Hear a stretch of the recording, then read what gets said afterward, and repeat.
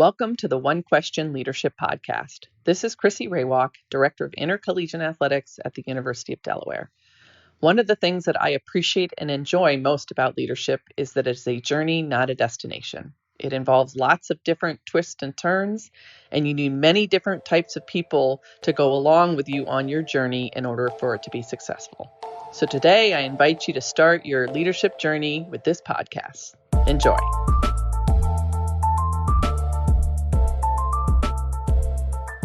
Greetings, this is Ty Brown and welcome to the One Question Leadership Podcast, where we highlight executive and organizational leadership.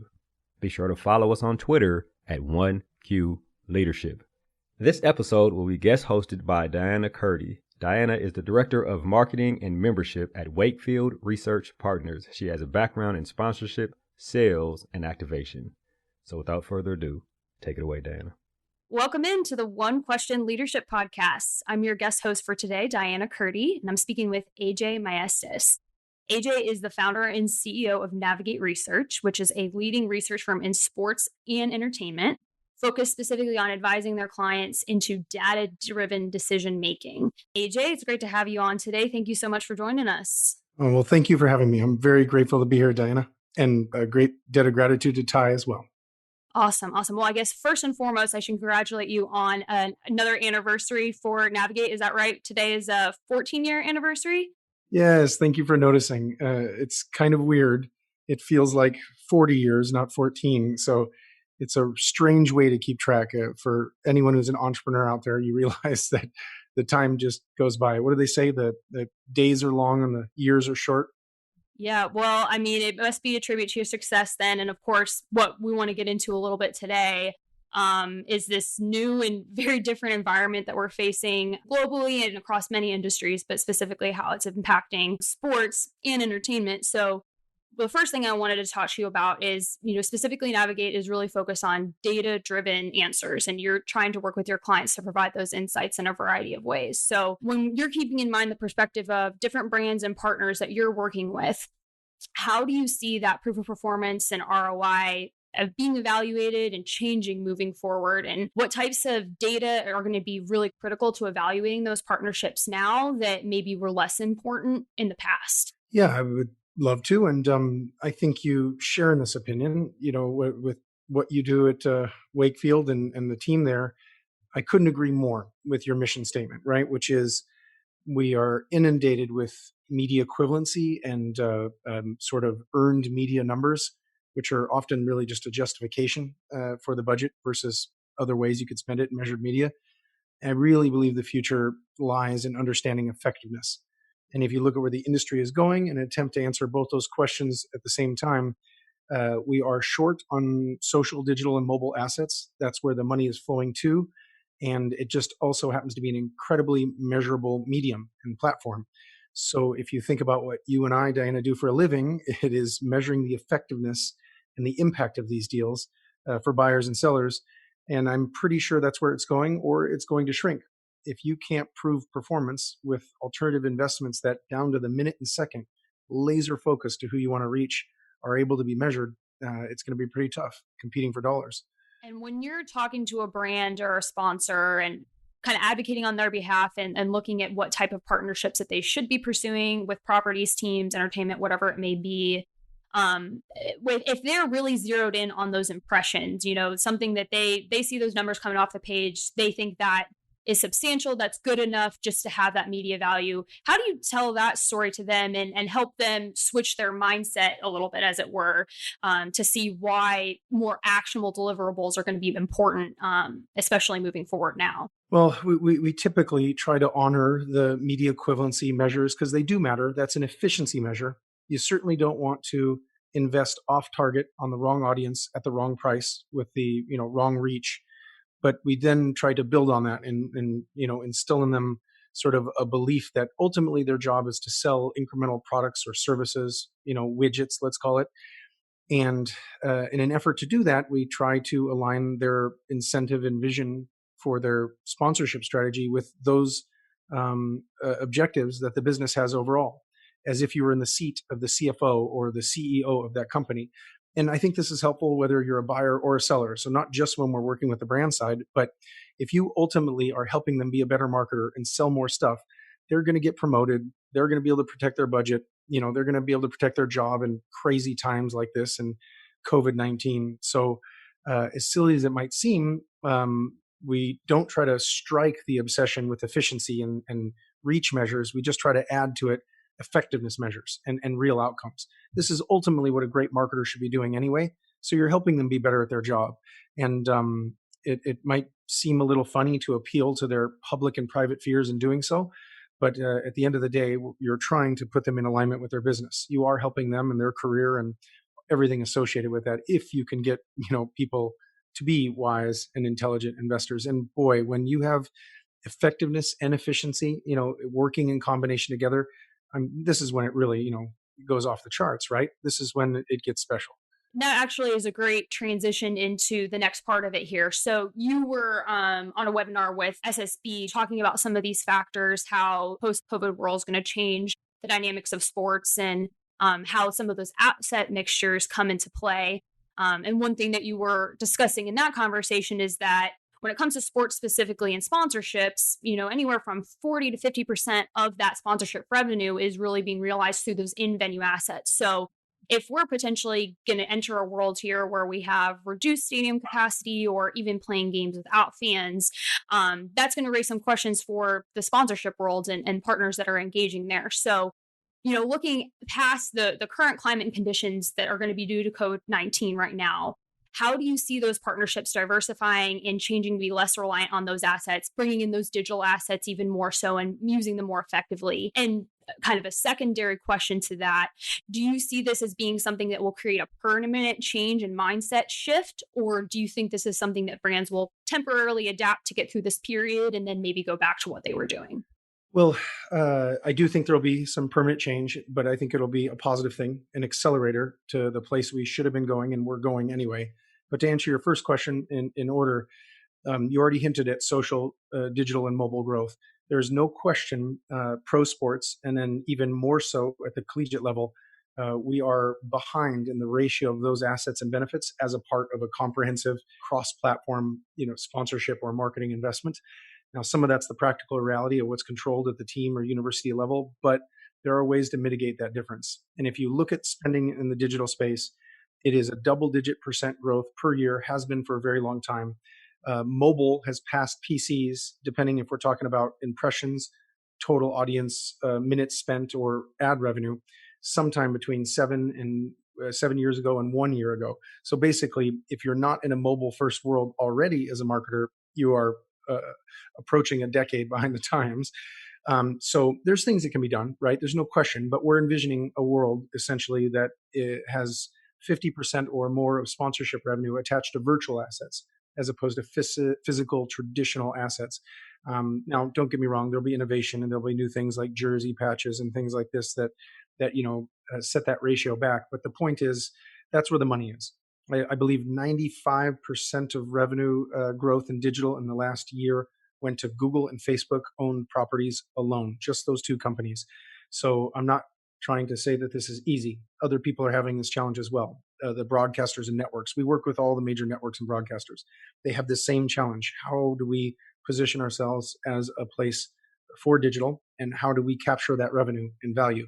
And there is no perfect answer yet. I don't have that $1 billion solution yet on how a team or sports property or university gets that digital revenue. But again, I think we're accelerating the direction we're already going. Attendance and ratings, generally speaking, on a global basis, were on a pretty steady and consistent decline. Fragmentation of TV rights, what have you. Coming out of COVID-19, of course, there'll be a spike in ratings. But if you look at the long trend, we were going to have to get creative and virtual and digital with our inventory and our relationship with fans anyway. And it serves them in more ways than just the sponsorship relationship. So the second part of your question was how will things change other than what we just addressed on a going forward basis? I think a lot of it has to speak to what you and I both do for a living, right? I mean, what Wakefield does, what Navigate does is measuring that effectiveness. And as we discussed, you can get it almost anywhere else in the media world. We're going to have to offer that as well. ComScore is doing some good things, right? They are making investments in those directions. You noted the podcast I did with SSB, that's a CRM system and data aggregator. They have a platform as a part of their software, which is a portal for sports sponsorships. And it's easy. It's not that hard. There's some simple metrics that you can put in there to track that you don't need to buy a fancy database or spend a bunch of money with Navigate as consultants to do it. Just basically key performance indicators that you can agree to in a contract and check in quarterly or yearly with your partners to see how you're progressing, assuming those are aligned with actual outcomes, actual sales, actual purchases.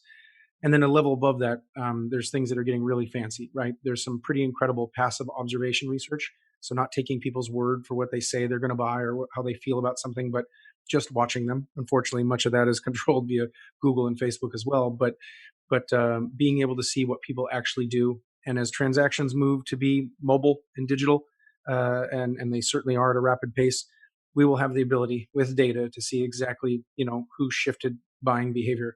So a permanent change in that direction, no question. We actually have some catching up to do because the world had already gone in this direction. We were just a step or two behind in sports. Yeah, and I think that's a great point.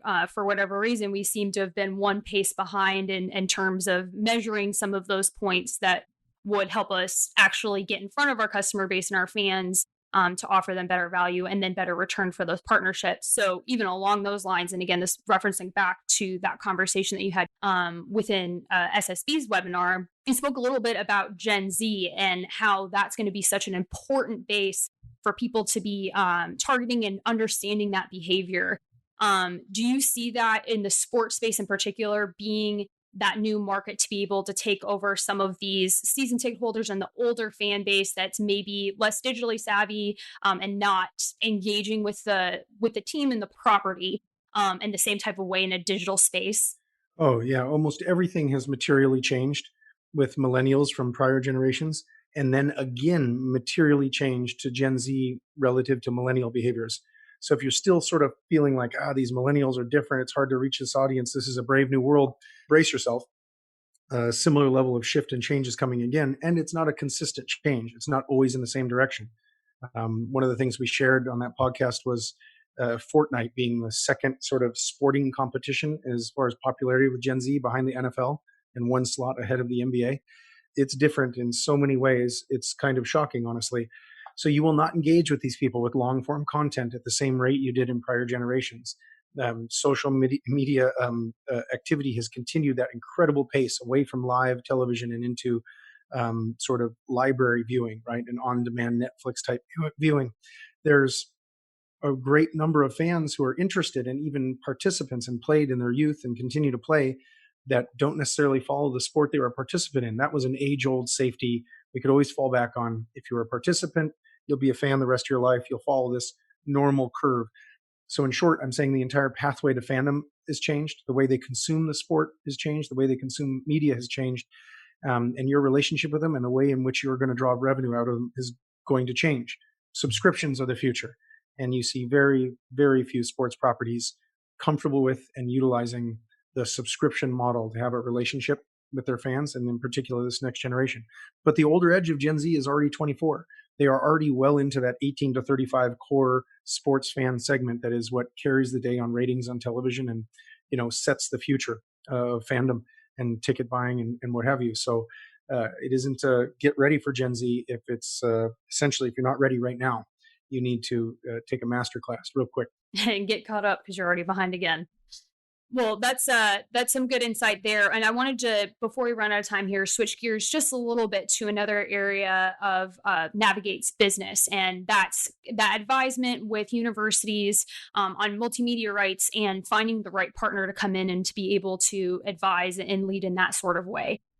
So as you're having those conversations and anticipate having them as time goes on here, how do you think the elements of both COVID-19, the name, image, likeness proposals that are coming through, how do you think those create new, exciting opportunities for MMR partners? And what types of creative challenges do you see coming forward in those conversations that you've been having in the space so far? I think the world may be ready for a new model. That's certainly what you're seeing Learfield ask universities to move toward a revenue sharing model, one that shares risk and reward, which is a good thing to align incentives, but it does take away that revenue certainty, which was one of the big keys to universities making those external commitments. So we'll see. I would expect a pretty significant change to the landscape as far as how incentives are aligned. Some of that's a good thing. Some of that will make universities better business partners and have an incentive to continue to evolve and innovate and say yes to deals that come across their desk. But some of it's sad to see that go away, because you then start to ask yourself, well, why wouldn't you do it yourself? And there are many reasons. It's very difficult for universities to hire and fire quickly and compensate with, variable income that could have some 30-year-old salesperson making more than the dean of a school at the university.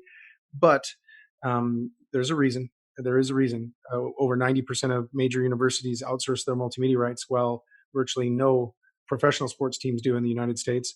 And on a long-term basis, zero professional sports teams in the U.S. do. They might just for a short period when they're maybe opening a new building. So in their eyes, it's laughable. We work with all the major league offices and dozens of pro teams. So as much as my passion is collegiate athletics, the truth is that it's a small minority of our business as far as revenue. In the pro sports world, it's absurd to think that someone, let's say you had donors at the pro level, the idea that you would have a person calling on the donor and a separate external entity calling on that same business to get a sponsorship, and possibly a third person calling for a premium seat sale, that's madness. That's really poor practice as far as customer relationship management and the development of that relationship. So long answer to a simple question, but what an opportunity for change. If I'm running an athletic department, and boy, is that easy to say, because I'm not, nor will I ever, but if easy to say as a consultant, right? When I know the challenges and risks they all face in those seats. If I were sitting there, I would ask myself, why outsource to all these different parties? Should I just be doing this myself? Should I replicate the business model you see in the pro world, where you see these external vendors operating at great levels above what universities historically could do for themselves, and build that myself? Or if not, should I have so many disparate parties making these phone calls and these relationships, or should I put all of those rights in the hand of one entity that can handle premium seats, regular seats, maybe even annual fund donations, as well as sponsorships and all the other things that come with multimedia rights? So in my mind, we should go one way or the other. Outsource it all, take it all in-house, and we'll see if I'm right. I'm usually not, so I doubt that actually happens. But we are working with a Power 5 university that's giving that a serious look right now. So they might be the first. Gotcha. Well, I love the mindset of embrace the change, take it on as a positive challenge and an opportunity to make improvements in ways that the current model wasn't allowing. So I think that's a great attitude, and hopefully many universities will keep that concept in mind as they're going through this challenging time and handling some of the situations that we're going through. So just to wrap up and kind of close this out here, I'd love to hear from you what you're most excited about in this next year for Navigate, going into a 15th year. What are you looking at really taking on and growing what you guys are doing, whether it's team-wise, strategy, whatever it may be. And then just tell our listeners a little bit about where they can find you and keep up with Navigate. So if they have more questions and want to know more, they can find you. Oh, well, thank you. That's a kind question. We are doing our best to help our industry and help rise the tide for all the challenges and also opportunities that we're facing with COVID-19. So I would say getting linked in with us at Navigate Research would be a great way. We're trying to share as much good information as we can for the masses to be helpful. Again, I'm most looking forward to, as far as Navigate, this is a problem across all industries, not just sports, but it's 2020, and the access, as we just talked about, to so much incredible rich data and information to help you make decisions. If you're of the mindset that strategy comes before tactics, if you're of the mindset that data and insights and measures make us better and sharper at our business, which obviously that's a core belief at Navigate, then the question becomes how. And I would argue that there's a ton of data sources, maybe even too many for us to handle, and a shortfall of those who are turning it into actionable recommendations, putting it into your strategy, using it in intelligent ways. We have it at our fingertips, and usually at a very reasonable price, but we don't use it. So that's our future, and that's what I'm most looking forward to, is we are changing our relationship with our clients so that we aren't just delivering them the information, that we're sitting alongside them as a co-pilot as they make these decisions, as they pivot and shift and change their business and their careers for themselves in the future. So that's fun. That's exciting. And we're making sure that those positive outcomes become a reality when we get hired. I'm pretty excited and pretty confident that's the right way to go. So yeah, we'll see if it happens to the rest of the industry. No shortage of data though right now, right? It's a shortage of using it. Absolutely. Yep, it's practical application and making sure you know what you're looking at, which definitely room for growth, but it's an exciting time for that for sure. So thank you again for joining us today, and thanks for listening in to the One Question Leadership podcast today. Be sure to follow us on Twitter at 1Q Leadership, and make sure to subscribe wherever you get your podcasts so you never miss an episode. We'll catch you all for the next conversation.